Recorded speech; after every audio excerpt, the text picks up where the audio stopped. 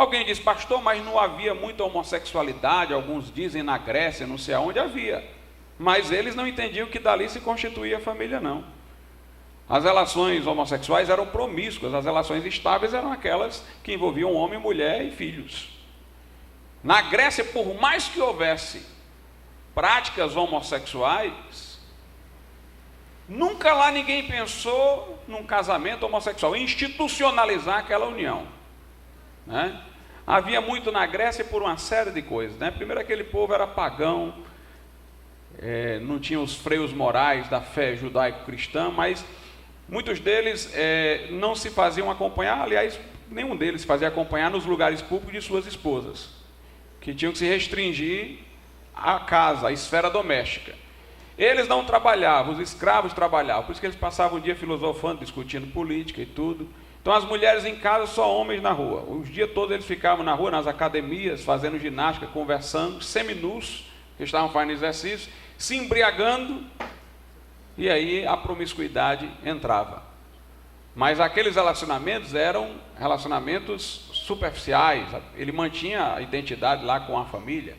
Os espartanos, por exemplo, tinham as suas esposas, seus filhos e tudo, quando iam para as guerras, muito tempo, sem a mulher e sem também os freios morais que a fé judaico-cristã permite, eles tinham relações homossexuais. Mas uma coisa interessante,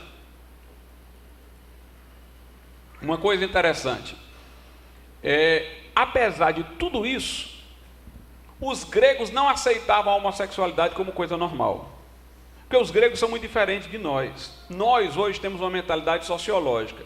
O que se generaliza, a gente diz que é certo. Não, por que isso aqui é certo? Porque está todo mundo fazendo.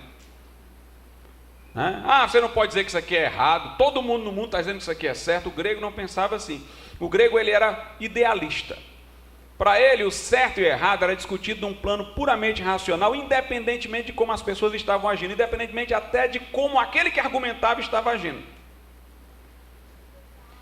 Então, entre os gregos, eles achavam que o homossexualismo era errado, muito embora praticassem quando estavam nessas academias seminus e embriagados.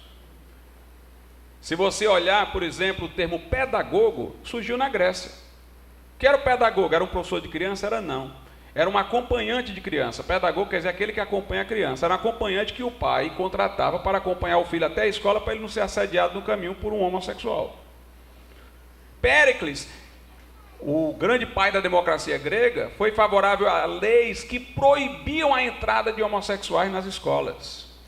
Platão escreveu contra o homossexualismo, apesar de alguns dizerem que ele era homossexual, ele escreveu contra. No banquete de Platão, tem um cidadão chamado Alcebíades, eles todos estão embriagados na história, e Alcebíades dorme ao lado de Sócrates e tenta assediá-lo, ele tinha inclinações homossexuais. E de manhã ele acorda e diz assim, eu dormi do lado de um homem honesto, porque eu tentei de toda forma assediá-lo e ele não aceitou. Por que ele, homossexual, chamou o outro de honesto porque o outro não quis? Eles achavam que era errado. Eles consideravam aquilo como errado. Eram depravados, se embriagavam e perdiam as estribeiras, mas eles sabiam que era o certo e que era errado. Se você examinar todas as culturas, em Roma, o casamento era entre homem e mulher. Nos períodos de declínio de Roma havia muita depravação, mas o casamento sempre foi entre homem e mulher. Numa tribo de índio, entre homem e mulher.